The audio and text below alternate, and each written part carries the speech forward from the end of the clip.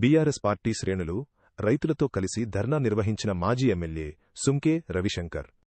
కరీంనగర్ జిల్లా గంగాధర మండలం మధురానగర్ కేంద్రంలోని అంబేద్కర్ విగ్రహం వద్ద కరీంనగర్ టు జగిత్యాల ప్రధాన రహదారిపై మంగళవారం రోజున రైతులు భారాస పార్టీ శ్రేణులతో కలిసి మాజీ ఎమ్మెల్యే సుంకే రవిశంకర్ రోడ్డుపై బైఠాయించి ధర్నా నిర్వహించగా రవిశంకర్ను పోలీసులు అరెస్టు చేసి పోలీస్ స్టేషన్కు తరలించారు. ఈ సందర్భంగా రవిశంకర్ మాట్లాడుతూ, వరద కాలువ వెంబడి బోర్డుల మీద చొప్పదండి.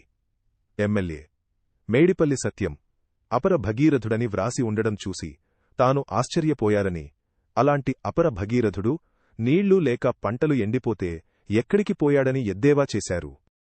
చొప్పదండి నియోజకవర్గంలో పంటలు పండాలంటే కేవలం వరద కాలువ, నారాయణపూర్ రిజర్వాయర్ ద్వారానే సాధ్యమని, ఇటువంటి సమయంలో పంటలు ఎండిపోతుంటే కన్నెపల్లి నుంచి నీటిని విడుదల చేయాలని ప్రధాన డిమాండ్తో ధర్నా నిర్వహించామని అన్నారు.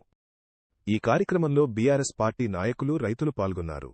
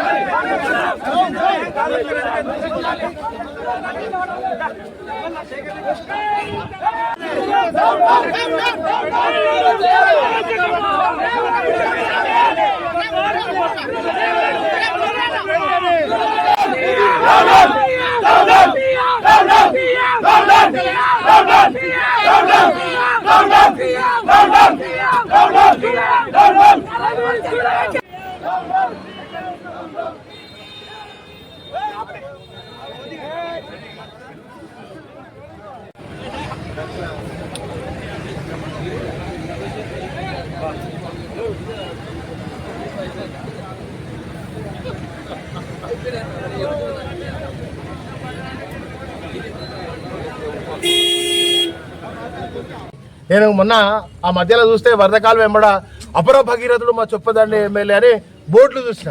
మరి ఏడవా ఇలా అపర భగీరథుడు పంటలు ఎండిపోతా అంటే ఈ భగీరథుడు ఎటువైండు? ఏడా నీళ్ళు ఎక్కడున్నాయి ఇవాళ?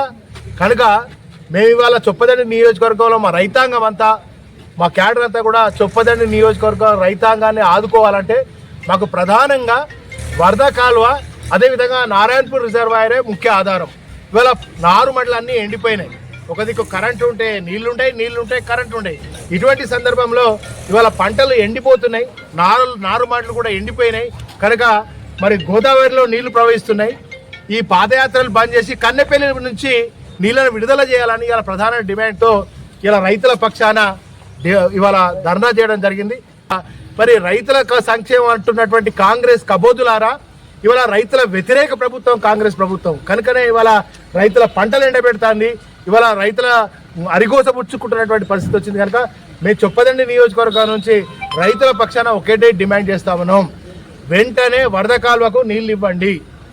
అదేవిధంగా నారాయణపూర్ జలాశయాన్ని మరి నీటి విడుదల చేసి ఎల్లంపల్లి ద్వారా మరి నీటిని విడుదల చేయాలని చెప్పి ఇవాళ బీఆర్ఎస్ పార్టీ రైతుల పక్షాన డిమాండ్ చేస్తూ ఉంది. కనుక మీరు వెంటనే తక్షణమే ఎల్లంపల్లి ద్వారా, గాయత్రి పంప్ హౌస్ ద్వారా, మిడ్మానేర్ ద్వారా వరద కాలువ తక్షణం నింపండి. లేదంటే ఇవాళ 3 జిల్లాల, కరీంనగర్ జిల్లా, జగిత్యాల జిల్లా, అదేవిధంగా మరి సిరిసిల్ల జిల్లాల కలెక్టరేట్ల రైతుల పక్షాన డిమాండ్ చేస్తాం. మీరు రైతులకు నీళ్ళు ఇచ్చేదాకా, మీరు రైతుల నీళ్ళు ఇచ్చే వరకు, వదిలిపెట్టే వరకు ఊరుకునే ప్రసక్తి లేదు.